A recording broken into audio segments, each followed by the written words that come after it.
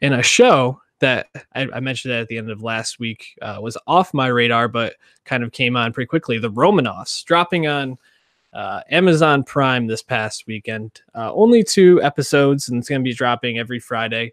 Matthew Weiner's first show since Mad Men, which we never really talked about. And did you watch Mad Men? I've seen some of it. I haven't finished. I want to finish it, obviously. Didn't Mad Men finish like right when we started the podcast? Like, I think it was like right around that time it was finishing up, which that's 3 years ago now? 2016. Wow. It's going to be going on 3 years of the pod. That's kind of crazy. Yeah, I watched like the first like 5 or 6 seasons, and I haven't gotten around to finishing it yet. It was a show that I know is really well done. I don't think I ever got into as much as some other people did, but you read like, if you trust Alan Sepinwall's analysis, he rides for Mad Men is probably his favorite show of the last, of definitely peak TV era. And I think anyone that enjoys like stylistic TV done in a really tasteful and creative way, Mad Men really fits that bill.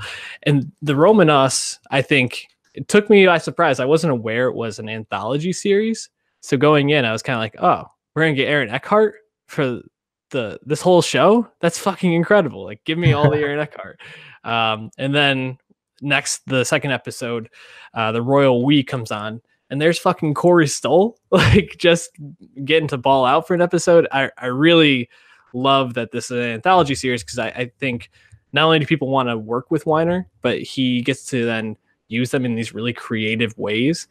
I guess before I go too far into it, what was just your initial reaction to the first 2 episodes? What stood out to you? What did you like or dislike?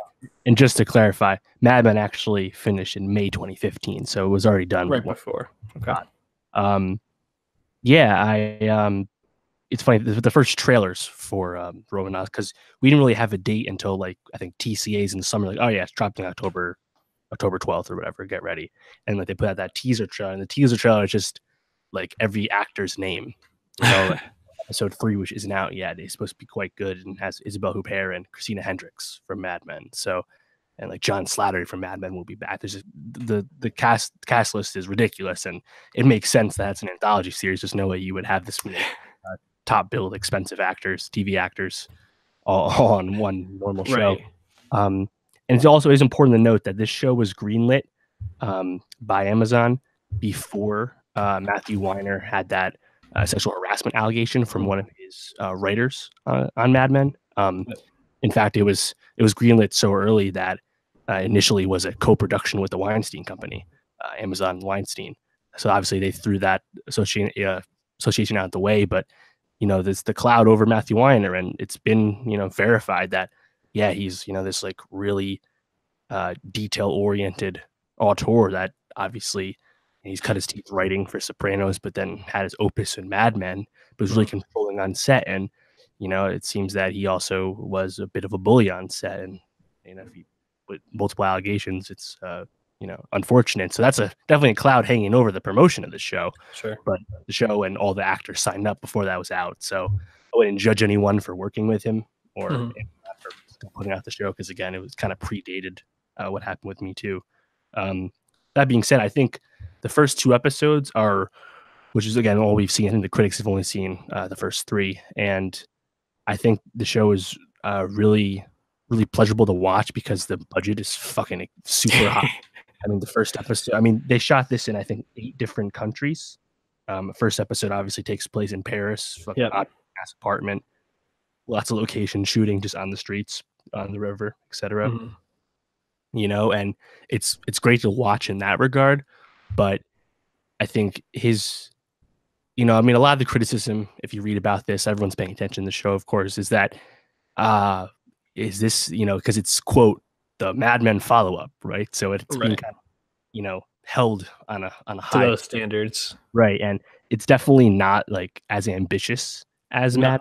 Again, I think if we see the whole series, maybe we'll get a greater sense of what the theme really is. I'm not expecting much of any continuity, quote unquote, of an actor appearing in multiple episodes or anything like that. But I do think it's, for what it is, Mad Men notwithstanding, it's enjoyable, well written, and the characters feel pretty well realized through 2 episodes. I think part of that is just these are big time actors, Yeah.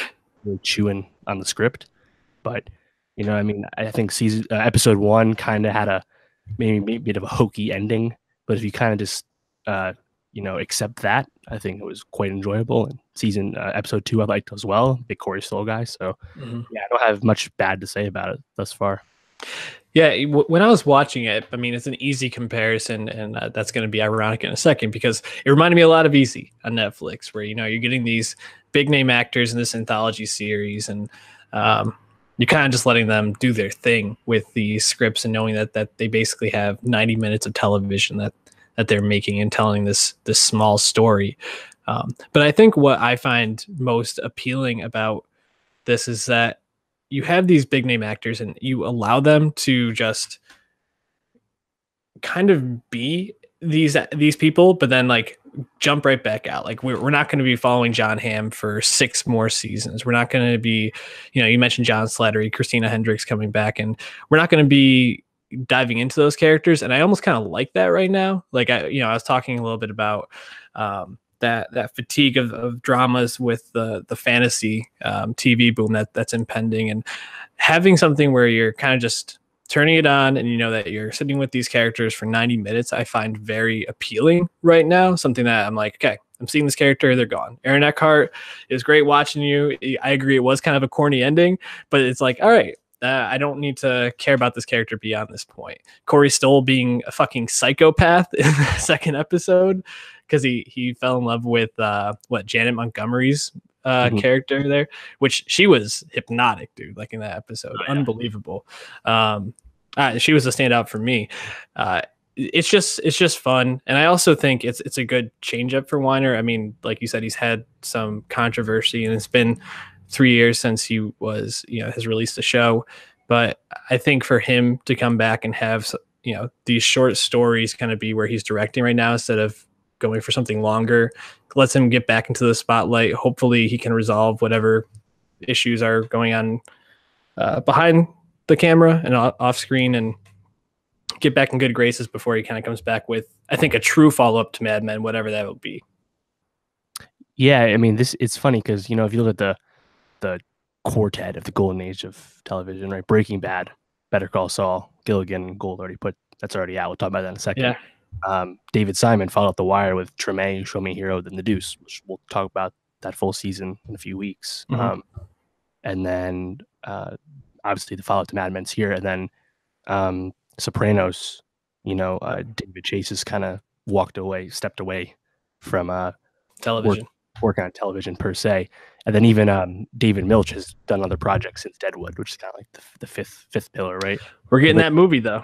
Yeah, so it's interesting to see Weiner come back. Obviously, again, it's tough to he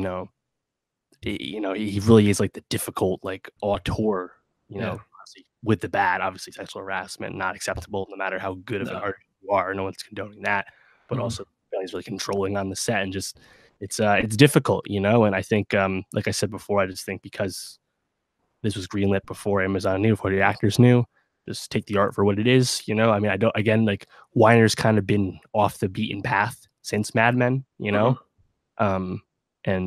it's not like, obviously David Simon put out several shows since The Wire, but he's a present figure. Weiner hasn't really been present. He's really been around the world of television since Mad Men. So it's an interesting story that's definitely not over. But in the meantime, I'm going to enjoy watching the show every Thursday, every Friday, because it's, I think the feature length thing aspect of it's really cool. And also that he got Amazon to release week to week. I'm pretty sure this is the first streaming network, internet streaming service to release a show week to week ever, that wasn't like owned by networks. So this is actually a pretty big deal. Yeah, that's actually a really good point. And I hope that works out. Because we review shows that are week to week and shows that are streaming. And I think the ones that I enjoy the most are the, Game of Thrones is the show, Better Call Saul's ones that are week to week. And it allows me to kind of think about it and digest it, read the episode recaps that I want to read to try to understand the show better. And hopefully, I know on streaming, not every show is going to be like that, but to have even a couple, especially if they're premiere shows that are in that way driving people to these streaming sites, but dropping their art in a more traditional way, I'd be really excited for. So that's enough of Romanoffs, and we'll be talking about it more as the season wraps up.